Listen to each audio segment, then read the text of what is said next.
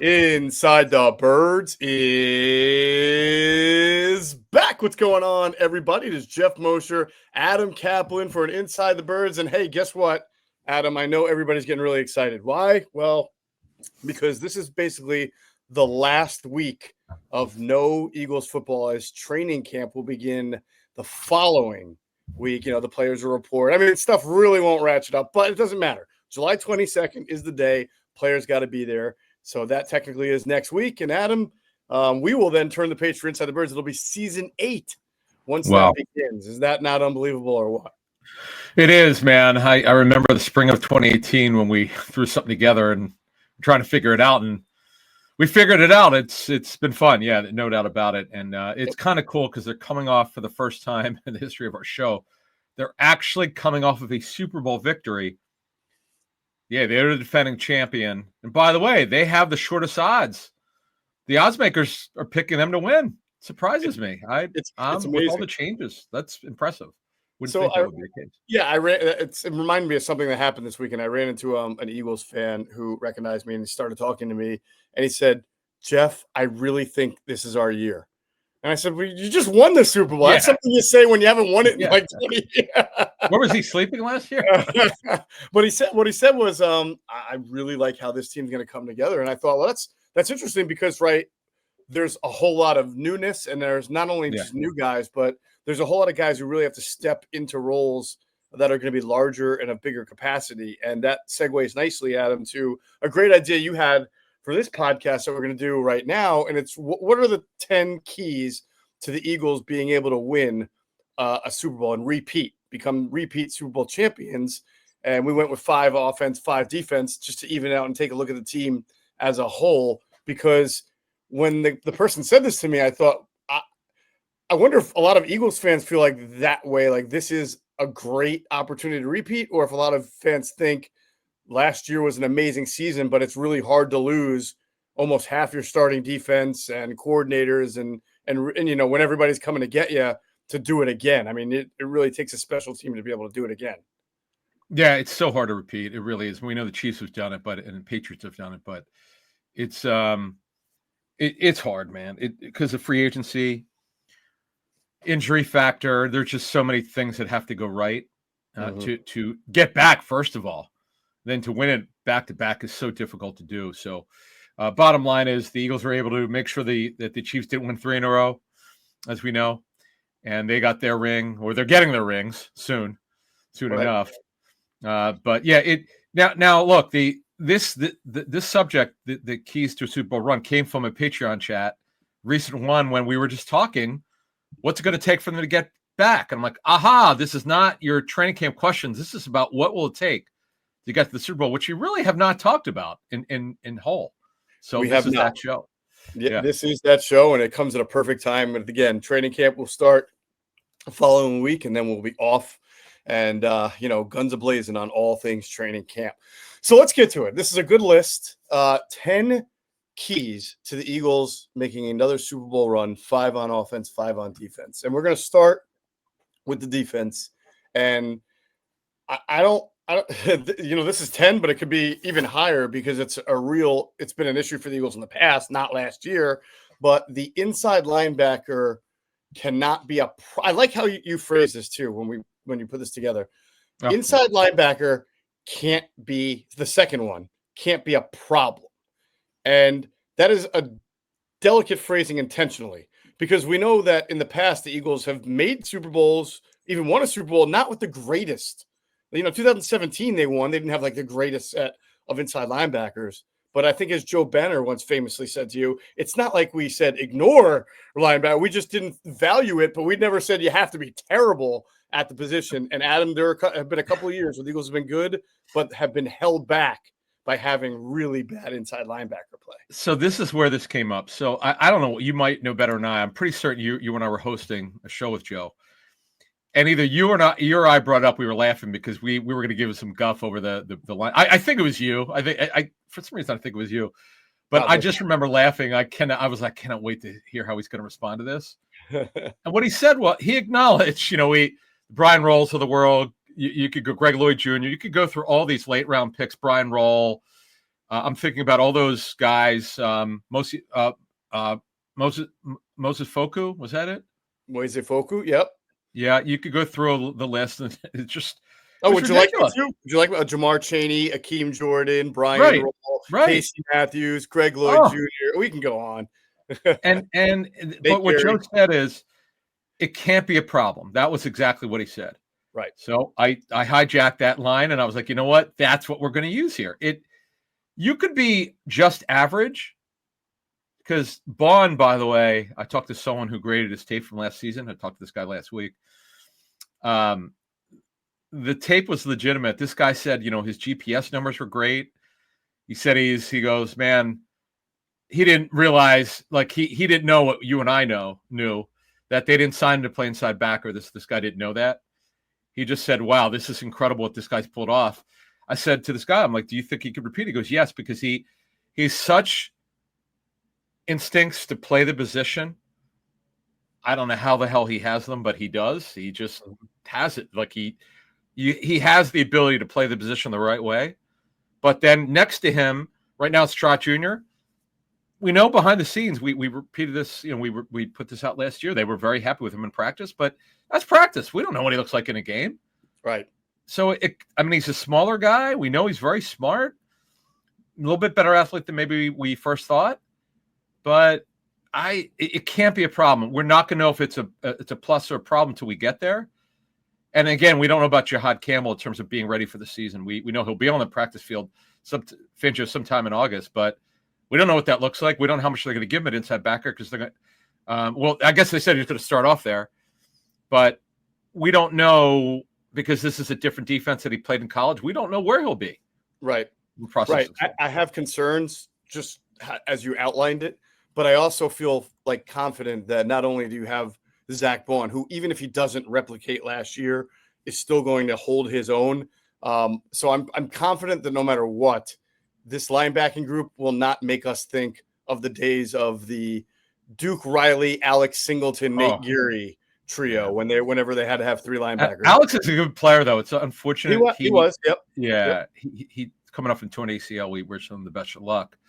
Come back from it, but yeah, and I don't. Trotter's not honestly. I think Trotter Jr. is better than any of those 10 guys we mentioned. Oh, he better be. I mean, right? Well, no, that's right. That's your point. Yes. When he can't be a problem. That was Joe's point.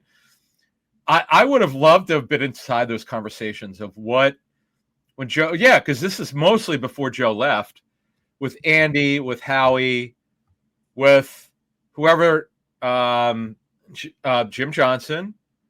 Sean McDermott. You could look at and plus whoever the linebacker. Who are some of the linebacker coaches? Do we remember? I know Ron Rivera very early in Andy's career, but do we remember? Oh gosh, linebacker coaches under Andy. Man. The guy who coached at Westchester, Bill.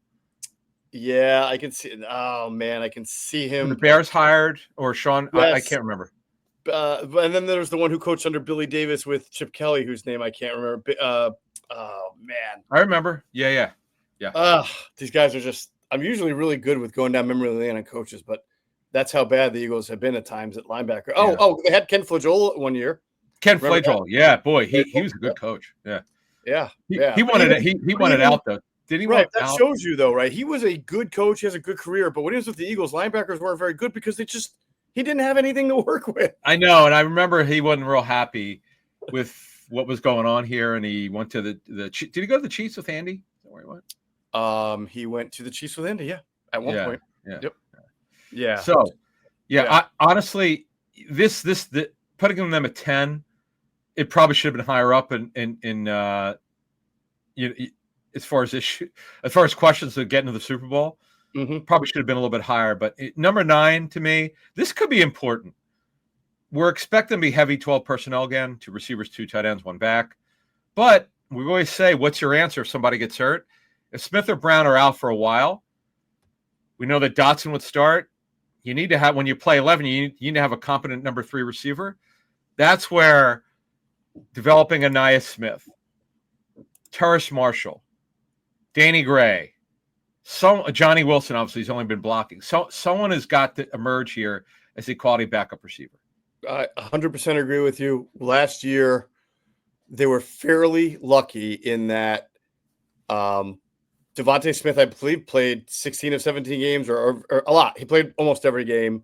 A.J. Brown had the hamstring issue early that put him out a couple of weeks, but they actually didn't play well those weeks. They started off 2-2, as we all remember.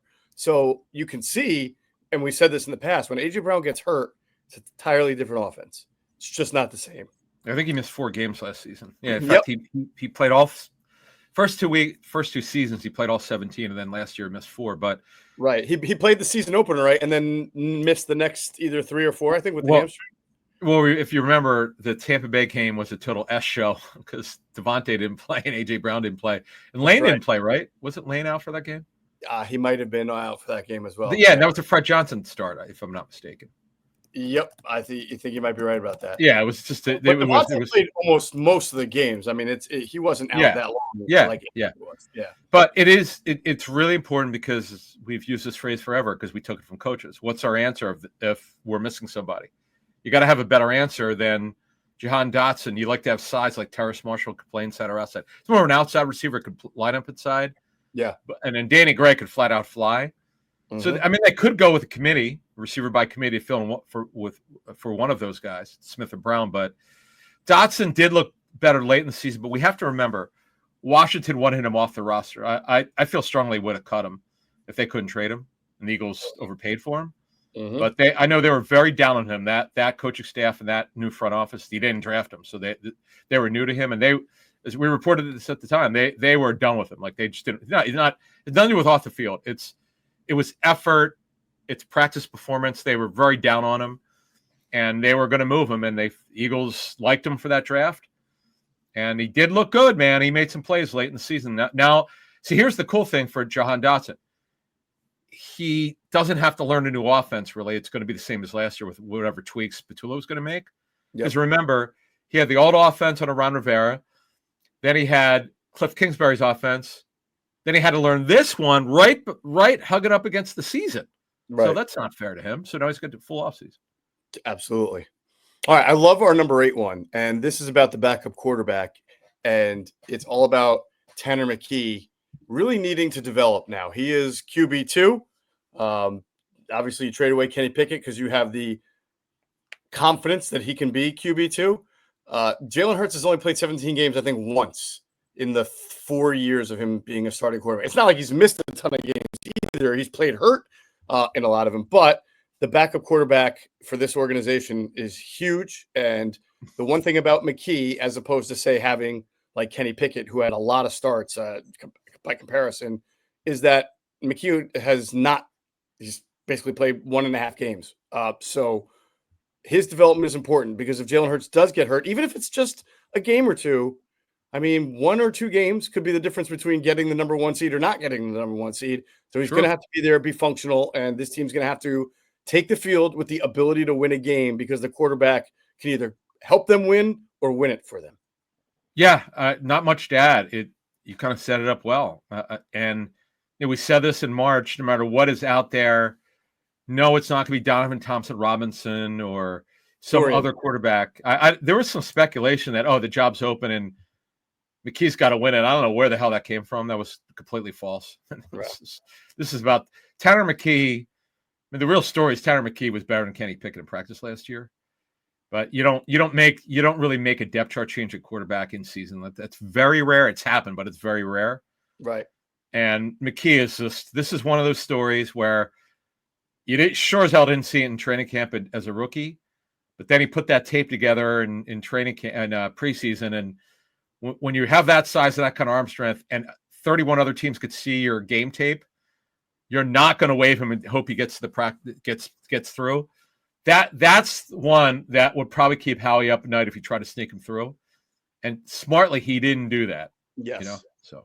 Yeah, absolutely. By the way, Pickett played okay when he had to play last year. It's not like Pickett played badly. Yeah, I know. You know how fans can be rough. I mean, he didn't play. They don't like him, but I mean, they did score 30 some odd points in that game, and he wasn't great, but he did throw a touchdown. So he's kind of like what you expected a backup quarterback getting thrown in cold to do. But we saw Tanner McKee come in and really light it up, and I think that's what gets people pretty excited about Tanner McKee's future here. for sure. All right, let's move on to number 7. It's sort of an extension of number 10, which was the second inside linebacker can't be a problem. But the whole purpose of this podcast isn't what will make the Eagles good again. It will what can get them back to the Super Bowl.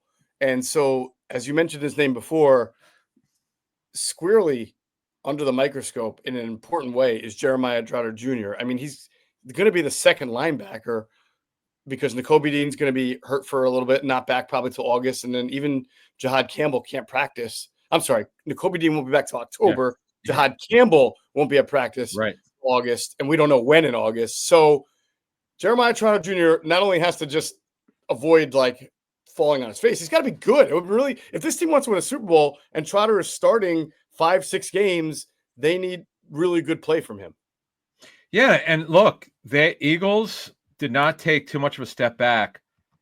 I mean, Dean was really good. Look, don't mistake me here. Dean was really, really good before he got hurt. It was really a great story. Finally happened from the light went on. He was really, really good. But Burks did a really good job. We had questions. Because when he played initially, he didn't look good, and then boy, he really took off. And Burks has got tremendous size for the inside backer position. Now he's with the Bengals. But yeah, you don't want you really would like him to be a solid starter. And I just know that what did Greg Cosell tell us? He thought he liked Trotter's tape than Nakobe's tape from college. Like Trotter's college tape more than Nakobe Dean's. How about that? Yeah, how about that? But so I'd feel really good about Trotter. I'm thinking because he's got the intelligence for it. We know that the knock on him is he was really small. Okay, but he doesn't control that. He controls how hard he works, which he does. And they're pretty confident in him. It's it's kind of cool, and it's taken. This is, you say, our 8th season's coming up. I remember one of the years we said, trust us, folks, the inside backer position will not be an embarrassment anymore. We didn't say it'd be good. I remember saying that, right? But it's not going to be an embarrassment anymore. And then now we're at the point, and Ben Van Summer's on offense now, but that was an upside guy who flashed for them a little bit. Trot Jr., the Bone story is like Christopher Sanchez of the Phillies. Like, you couldn't make this up. Like, this should not be happening, but it is. Yes. So, because I've tried to figure out, if folks who follow the Phillies know this, Christopher Sanchez was a guy that never showed anything in the minor leagues. You just didn't see anything. I don't know where the arm strength, the mechanical change, whatever the hell it was. Now he's an absolute ace, stud. He might be a number 1 pitcher on a bunch of teams. Yeah. The guy's incredible. And Zach Bond, she's right now, I would say, I mean, he was better than Fred Warner last season, which is ridiculous to say, but it's true. We not only did Greg Cosell say that, the guy I spoke to last week said he can't think of another linebacker that he saw on tape was better than this guy. So they actually might be really good at inside backer, particularly when their first round pick is available. Absolutely. All right. So let's move on to number 6. We'll go back to offense. AJ Dillon must regain his form. So does that mean AJ Dillon has to make this team for this team to get back to the Super Bowl? I mean, it sure would help. Here's why. No, but here's why. Here's the question. Okay, I think everyone listening, watching, would agree that the Eagles are still going to be a run team because Barkley's here. Okay, they have to be. You have to justify the contract. It was over 2,000 yards. Now, it doesn't mean you have to run it. You don't have to run him to the ground like they did last season. He lasted. It's an amazing story. But they're going to be a run. They're going to be a run team. They're the only NFL team to run the ball more than they passed it in the first half of games. Which, if you think about this organization, football operations wise, like, it's ridiculous, but it happened and it worked because Barkley was fantastic. But if Barkley gets hurt, there are serious questions about volume with Shipley. I mean, I know that because that was what we were told at the draft. Everything we've heard from personal people around the league, they kind of all sort of agree. Like, he's explosive. You worry about the body frame. How much volume could he handle? Well, AJ Dillon can handle volume. That's not the problem. Right. We just don't know what he is. He didn't play last season. I tell you what, if you get the best case scenario, if AJ Dillon is not only healthy, but he looks like the running back from his first 2 years with the Packers, and Saquon Barkley's healthy, and behind that offensive line, holy cow. I mean, the Eagles I might run know. the ball 50 times in a game and scare people to try to stop. You think people people think the Eagles are going to come out and run like 6 tush pushes in a row just to get at the Packers and the rest of the league? They can just hand it off to Barkley, then Dillon, then Barkley, then Dillon, and just bulldoze their way down the field into the end zone. Well, and then the other thing is, I said this when they signed in March. Like, they need a closer when they're up big. You don't need to run Barkley. You absolutely do not. If they're up by 17 with 10 minutes left, get Barkley out, get Dillon in. That's why he's there. I like it. Definitely like that. All right. Let's go to our next top five as we do a top 10. It's funny. This number 5 option, you might say this needs to be number 3, but keep going. It might, but before we do that, everybody's got to hear a word from our great friends at Sky Motor Cars. Sky Motor Cars in Westchester is a different sort of dealership. All it takes is one look at their Highline pre-owned vehicles that people all over the country want and need. Owner Brett Schiller, make sure you don't spend a dime of your money before you purchase the car. Sky Motor Cars allows you to make all the decisions regarding your next vehicle. At Sky Motor Cars, you never have to spend more than necessary. Visit SkyMotorCars.com today or call 610-918-7225. All right, do yourself a favor. Get the best car shopping experience you can get. Go in to Sky Motor Cars out there in Westchester, PA. Tell them Adam just sent you, and you will get the greatest deal that you can get. You will get excellent customer service. You will see a great inventory. You will get a car shopping experience that basically does not exist any longer because only Sky Motor Cars really, truly values customers like myself and Adam and anybody who walks through those doors. Trust us. Not a sales pitch. It's the absolute truth. If not, just go to SkyMotorCars.com. All right. Reason number 5, key number 5, I should say, for the Eagles to make another Super Bowl run. And this one is the offensive side. The tight end position must result in a solid number 2 option. You could argue Dallas Goedert was actually the number 1 option through the playoffs because he led them in receptions and receiving yards in the postseason.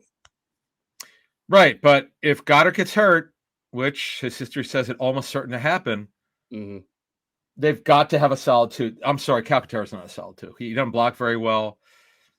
He's an athlete. He's just look. There's a reason why, and let's face it, the Eagles had 6 other tight ends because they knew that to start free agency they were looking to trade Goddard. By all measures, Goddard was going to be moved, but thankfully for their case, they found a way to make it work.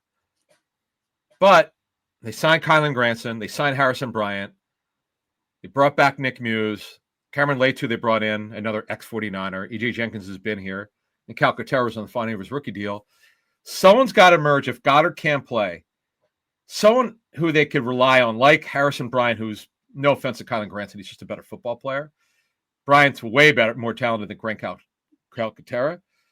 So let's see if Bryant could be that guy. They could wind up cutting him too if he doesn't perform. The guaranteed money in his contract's not very much. So let's see what happens. But with Goddard's injury history, they need an answer if he can't play. It's interesting. They all bring something different to the table. I feel like Kylan Granson of the 3 is probably the best vertical. Yeah, he's smaller. Could run. Yeah. So it's all going to be like what are the Eagles specifically looking for? You and I would love to see them just be able to find a guy who can block capably and catch the ball, which is hard because those guys are usually starting tight ends.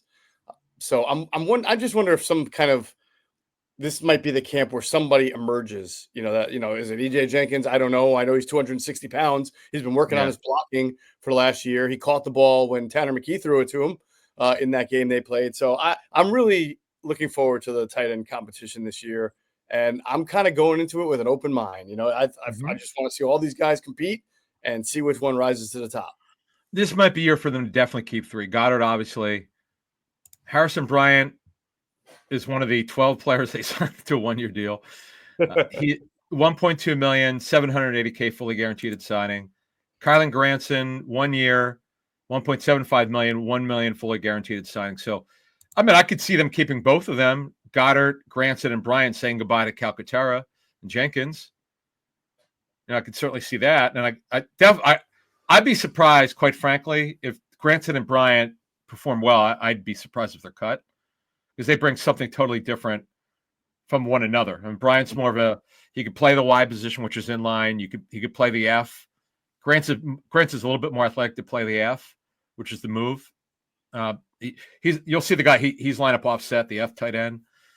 So but again, with Goddard's propensity of getting hurt, you got to have someone who's more reliable than Calcaterra. That's to me why they did this with Granson and Bryant. They want a competition. And again, these guys bring something different.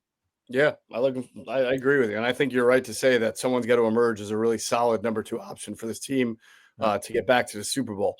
All right, number 4. Hey, this one you can make an argument. It's number 1.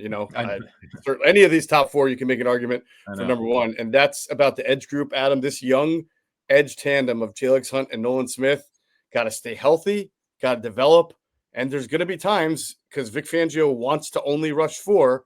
That they're going to have to dominate the person in front of them.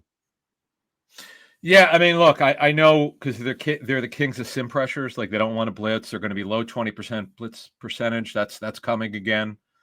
No surprise to anybody. The question is, and we actually got this is I think more than one person asked this in the YouTube comments. Do the Eagles have a number 1 pass rusher, or do they need one? I just feel like they have. Smith has got to take the next step. He's coming off surgery. Now, he had a good 3/4 of the season. He needs to build on that. Jalix Hunt has never been a full-time starter.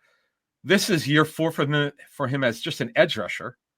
2 years at Houston Christian and 2 years with the Eagles. He's a first-time starter. Well, at least he's projected to start. It's not a lock he starts, but right now he's a starter. Opposite Nolan Smith. He's an emerging player. This is a big step. This is like kind of like skipping step 2 and getting to 3. Like this is like if you're a single A baseball player and you're so dominant single A, you move up to triple A, and then you're killing in triple A. They're bringing you up immediately. It's a big step, man. We'll see what happens. But to me though, the reason why I think they'll be okay is Ojulari is so good. His pressure rate for the snaps that he gets is very good. We know Josh Uche hasn't been a factor the last 2 seasons. We get that. I still feel that now, of course, Jahad Campbell could factor into that at some point this season. We don't know that yet. We'll have to see what happens. But I feel pretty good with what I saw from Nolan Smith. Now, I think what they'll do in training camp is they'll take a look at how he looks. They'll see how Hunt's coming along, and obviously Ojulari they kind of know, but he's got to learn the system. And Uche, see if he's regained anything. If they have serious questions, that's when they have to add a veteran. If all are coming along and Powell Ryland looks good, they don't have to do anything. But there are questions there. But to get to the Super Bowl, that's what this show's about. This is not top 10 training camp questions. This is about getting to the Super Bowl. Mm-hmm. Yes, Smith and Hunt have to take a big step. Let me ask you this question: who's got to take a bigger step, Hunt or Smith? Well, I mean. Does it matter? Just one of them has to become a dominant pass rusher, I think, and then the other one will Jalen Carter's ability to draw double teams is going to create one-on-ones for everybody. Yeah. So one person has to be this year's version of what the Eagles have had forever from Trent Cole to Brandon Graham to Josh Sweat to Hassan Reddick back to Sweat. They've always had the one guy who could just whoop the guy in front of him, right? Mm-hmm. So to me, it honestly doesn't matter whether it's Hunt or Smith. They just need one of them, and if both of them can do that consistently, then it's going to be really fun to watch. If both of them show growing pains and struggle, it's going to be a little bit of an interesting decision for Vic Fangio as to, can I squeeze more juice out of Ojulari, and let's see what Uche is doing if he winds up making the team and everything. So from what I'm told with Jalen Carter, one of the things that he has to improve on is defeating double teams. I get it. It's not easy. No one gets more double team at the D tackle position than Carter, I believe. I know for most of the season, he led the NFL in getting double teamed. He's got to learn how to do it. That is what we're told from someone who studied his tape last season, someone who I really respect. But an NFL team told me that's what their tape study showed on Carter as they studied the Eagles. So I get it. That's hard to do, but that's part of it. When you're a terrific talent who's incredibly disruptive, you're going to draw a crowd. Yeah. as you said, it should help. That helped Milton Williams, no question about it. And they're not going to have Milton Williams, by the way. That's big. But let's put it this way. I don't see an elite edge rusher from Smith or Hunt. Hunt's a mystery. We don't know. He's just an emerging player. We don't know what he can be as a pass rusher yet. Mm-hmm. Smith, because of the power element, he finally added the power element, which was never there. That was pretty interesting. Mm-hmm. But man, I think by committee they could be pretty good. If Smith and Hunt are solid, and Ojulari is one of the better threes in the NFL, they're good. I'm fine with Uche if he's just okay. But if Smith, Hunt, and Ojulari are average, they have a major problem. Yeah, that would be an issue. Absolutely. It's been a long time since you'd say, man, the Eagles 4-man rush is just kind of average. I mean, this is what they build their team around. So because look, in 2017 they had Curry, Chris Long. Who are the other edges? Brandon Graham, BG, Derek Barnett. Yep. And they had some pretty good interior rushers. Cox, of course, right. Cox. They had Timmy Jernigan. Yep. And then Brandon would slide into the nickel spot. Yeah, they played 3 edge rushers because Chris Long and Barnett and were doing so good that year. Hey, if Ojulari is Chris Long, I'm good. I mean that's 100%. And honestly, Chris did a great job of reviving his career right with New England, because the word around the league was with the Rams. Boy, his tape was not great to end this tenure with the Rams, and people were wondering if he could still play, and he revived his career with the Patriots, and then for the Eagles did a great job.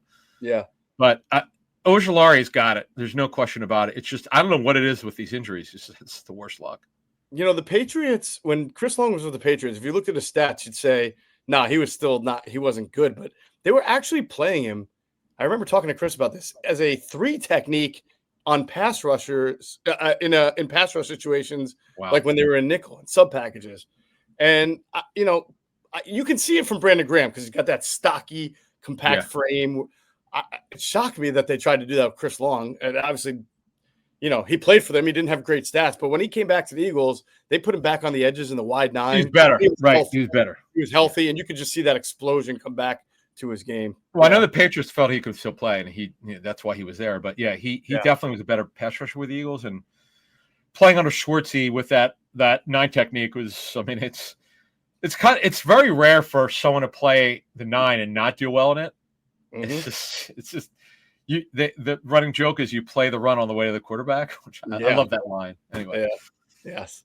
All right, number 3 is a great one because it sort of also allows us to promote our recent Inside the Data with Sam Finkel. It was such a good study by Sam. Somebody had asked him, to look at the data of the right guard Tyler Steen when he starts versus when he has to play in a game off the bench, and what do those metrics show, and then what do those metrics mean for him, competing for the starting job, which was a little tougher to answer because sample size matters when you're talking about data and metrics, and there wasn't a big sample size for him to begin with, and then even less when you split it into starts versus non-starts, or when you're coming in cold off the bench. So the numbers were, I don't want to say they were all over the place, but they told a couple of different stories. And I think if you really go and have an opportunity to listen to the podcast or watch it on YouTube where we show the charts and we show the metrics, Sam does an unbelievable job of putting them together in a very user-friendly way. It was a really great and enlightening podcast. And it got me excited. And we kind of came to the same conclusion looking at the numbers that you feel the same way. And that's Tyler Steen does not have to go in at right guard and play like an all-pro or a Pro Bowl or he doesn't have to. I get it. Everybody else on the line has made a Pro Bowl and an All-Pro team, but he doesn't have to. He just has to hold his own, be adequate. Mekhi Becton actually struggled a lot more than people think he did, but he compensated because you're playing around an elite offensive line. So if Tyler Steen could go in and play anywhere near Mekhi Becton's level, although he's not as massive of a human being, so run blocking might not be the same, but that'll be fine. That's all the Eagles need, Adam, is Tyler Steen to be a functional starting right guard. Can't be a problem, right? It can't be a problem, right? Talking to O-line coaches over the years, they'd always say to me, if I'd ask about a guard and you would get the similar response, well, we'll be fine there. We'll be okay there. They just don't want it to be a problem because they know their lead at tackle where they're really going to tackle, which is about protecting the quarterback. For the run game, don't let it be a problem, right? Don't get beat. Like Becton had some. It was from what we were told, it was technique issues he had because he was. Remember, he on the fly. I mean, look, he never played guard in his life. Right. Last May was his first exposure to guard. Mm-hmm. He had to learn it, and he wasn't really signed to play guard. He signed to be the swing tackle, and it just one of these things that you with the Eagles that you can't explain. But you notice the trend here, like the cross training, and it turns out to be home runs. Like that. That's great coaching, and it's with how he's signing the players. He deserves credit, but it's coaches seeing something different. Mm-hmm. And you got to give the wily vets, Stoutland, obviously with Becton and others over the years, and Vic Fangio with Bonnets. I'm sure folks who've been around a long time could tell us who are in their 60s and 70s are watching. I'm sure there's some great stories of guys changing positions with the Eagles in the 60s, 70s, and 80s. But the Bond story is an all-timer. The Mailata one didn't have a story because he was a rugby player. So that's the best one. But the Becton one was one of those where, okay, Stout thinks it's going to work, so you got to trust him. And it worked, but it cannot be a problem here. Yes, can't be a problem. You don't have to be great. You just can't be the guy every week who's getting the quarterback hit and sacked and all that. So or misses a run block for yeah. You just got to be fundamentally sound and assignment sound. Be functional. Yeah, just be functional. Right. Awesome. So that also we stay on the offensive line for number 2. What's number 2, Adam? What do you think is the set of all these 10 keys is as important to the Eagles winning the Super Bowl? This is big because this is JalenHurts' 6th play caller of his career. Okay. Mm-hmm. Kevin Patullo's the latest. This is just the NFL career, by the way. I know it's at least 11 going back to his dad. That's a lot because he said it last year. Mm-hmm. I was blown away when he just threw it out there. I was like, holy smokes. Wow. So the good thing is he's worked with Patullo since 21. They know each other very, very well. Kevin Patullo knows his strengths and weaknesses or whatever challenges, whatever you want to call it. Mm-hmm. And the communication between two should be great because they know each other. Yeah. Kevin has been involved in developing him as a passing game coordinator, as Sirianni's right-hand man, as the chief of staff over the years. Like he involved in game planning, whatever his role had been. So he knows Jalen very well. But it's got to be smooth in that it's a different voice in his ear calling the play, which is one thing on game day. But designing now, Patullo is actually responsible for designing the plays with input. And he's got take Jalen's input, what he likes and what he doesn't like. That's what John T. Flippo would tell us after Friday's practice. They start like throughout the week you're communicating, and then you start taking stuff out like the quarterback didn't like during the week. Right. So and then obviously Nick knows him super well. So this is going to be an interesting situation here. Oh, and Scott Loeffler, this is an adjunct to it. The Scott Loeffler Hurts relationship is something that we have to watch. Oh, 100%. And I like I said, for 3 and 4, I think this one is as important as any. It could be number 1 because of what you mentioned, the history, how tough it is to keep losing coordinators, the fact that he does at least have that rapport with JalenHurts. I mean, that should absolutely help in Kevin Patullo's case.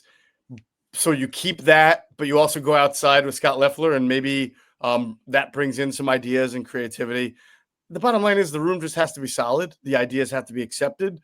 The coaching to Jalen, and not only that, but the coaching's reception of what Jalen wants to do also has to be all in line. And it's not that it's aligned every day, every game 1 through 17. And I'm sure, we even know that there were times Kellen Moore and JalenHurts had to go through things, and the offense in general had to be what's the word I'm looking for? Had to be not negotiated, but agreed on. Everybody wants to make sure that what's best is best for the quarterback. Simpatico. Yes, simpatico, which doesn't mean you agree on everything. It just means you work on what works best. And that has to happen this year with the new set of faces. Absolutely. It's a smooth transition. Yeah, that's the Scott Loeffler is the quarterback's coach, who, from what we're told, does coach hard. Like the guy's a former head coach too at Bowling Green. So he also worked for the Lions. He interviewed for the quarterback's job under Flip in 2015 that went to Kevin O'Connell, by the way. It came down to Leffler and Kevin O'Connell for that quarterback's job. To coach Johnny Manziel and Josh McCown, by the way, 2015. That is an interesting point too. I don't know. Has Jalen had a quarterbacks coach yet who has been a former head coach? I mean, I know Marty Morningweg was part of the staff when Jalen was a rookie, right? Right. That's right. But I'm really but he was a rookie and he wasn't the starter at that time. He wound up starting at the end of the year. But since Nick Sirianni took over, his first quarterbacks coach was Brian Johnson, correct? Yep. Was Brian he's never been a college? No, he was an OC in college at Florida and Utah. Right. And Alex Tanney was never a head or college. Nothing. No. He just retired a couple years before that. Right. So that's what I'm saying. This is pretty interesting because this is the first time that his position coach brings a little like cachet, has been a head coach, is used to being like a leader of men and really expecting what he says to be taken in, like he's not just, like you said, not like Alex Tanney, who just retired from playing the spot a couple of years earlier. I do think that that's pretty interesting. Yeah. So that's something we'll put our ears to the grindstone as the saying goes, and we'll see how it goes. But that's a big one. But the number one key for Super Bowl run, this is a Super Bowl run though, remember? Yeah. This is not just training camp questions. This has nothing to do with it. It's tied into it, but it's not about this is about winning a Super Bowl. Yeah. And it's on defense. Could you guess what it might be? What's one position we haven't talked about? Cornerback. Cornerback, yeah. And yes, cornerback and safety, CJ, GJ. You could throw either of that you just need guys to come in and play at a high level at these positions. These are not positions you can hide, especially cornerback. No, and they're very light at corner opposite Quinyon Mitchell because they've got an aging Adoree Jackson turns 30 in the fall, so that means he's 30 in NFL years. And you've got Ringo, who lost the starting cornerback job to Isaiah Rodgers, and he lost it very early in training camp, and Rodgers didn't even play the year before that. That's not a good sign. So Ringo needs to take these good off seasons and take it to training camp, win the job. And as we get through the season, and even if Jackson wins it or he takes it later in the season, it's got to result in solid performances. It can't just be average, because what's going to happen is, folks, offenses going against these will specifically target that cornerback position opposite Quinyon Mitchell. That will happen. That's coming. Mm-hmm. It's coming no matter what. But if it's really bad, it's really going to come. And and this is another one where you get to late August. Howie's got a lot of draft picks next year. If it doesn't look good at corner, something's going to happen. No, he's not going to let them bring it down. As someone who used to work for Howie told me, he called him elite problem solver. I thought that was a great line, because he sees something and he goes, "This is not right. We're not going to let this linger." That's sometimes you have to be willing to pull the trigger. He's not risk averse, man. He doesn't give a shit. Excuse my language, but he's like, whatever it's going to take. That's what makes him the best. Absolutely. Do it. And certainly that cornerback spot which has been manned by Darius Slay now for, what was it, 5 years and 2 Super Bowls, and he played pretty well. He may not have been the guy from Detroit, but he was pretty good. And really good. Good corners that can hold up. And you're right. Someone's got to perform in that spot.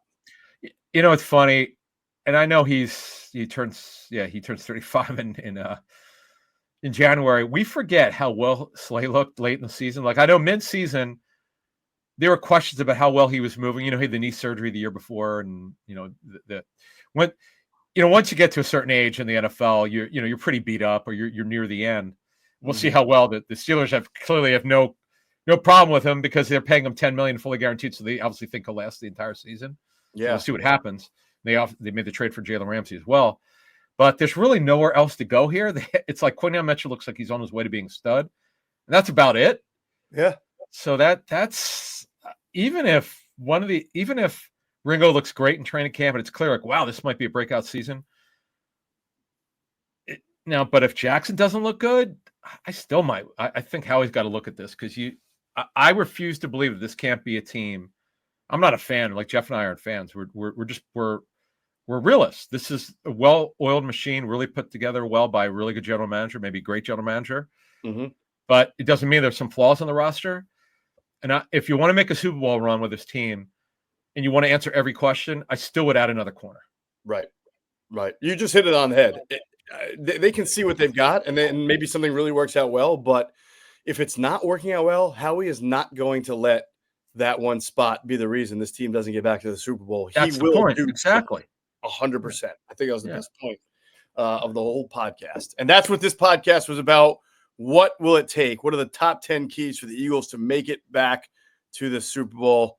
And there you have it. For Adam Caplan, I'm Geoff Mosher. Those are the 10 keys.